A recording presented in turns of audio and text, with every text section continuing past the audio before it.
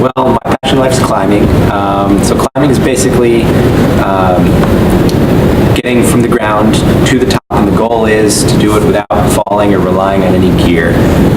So you always do have ropes with you, and you clip as you go up, and you sometimes take big falls, but in the end the goal is to get to the top without having to rely on any of the gear. I first started climbing my freshman year of college. Got into it through the Outdoors Club. A guy named Eric Giovanni, who was president at the time, was really into climbing, got me really stoked on it, and took me outside a bunch of places. Super thankful for all my mentors throughout the years that have shown me how to protect myself and develop my basic skills so I know what to do when I go outside. A lot of climbing has to do with pushing yourself and getting out of your comfort zone.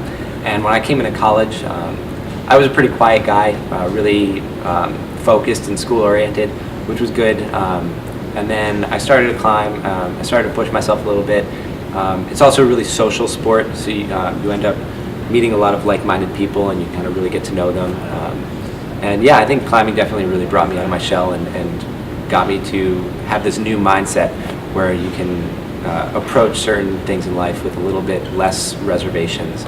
Yeah, so I met my girlfriend at Sasha DeJulian Clinic, who is this professional climber, back in October. So we met at the clinic, started talking, and then I went abroad, so I didn't actually get to see her again until May. We started climbing together regularly over the summer, and that's kind of how it happened. I tend to travel all over the place. In the United States, I've been to areas like West Virginia. There's world-class climbing. Kentucky is amazing climbing, the Red River Gorge. I've also been out west to like Colorado, some areas in Wyoming, and yeah, and even when I was abroad last semester, I went to Spain, Macedonia, Bulgaria, Italy, and places like that where there's some really good world-class climbing out there. It's those moments of fear and like, why am I doing this, that really make you contemplate why you are actually doing this, and can actually lead you to become a better climber.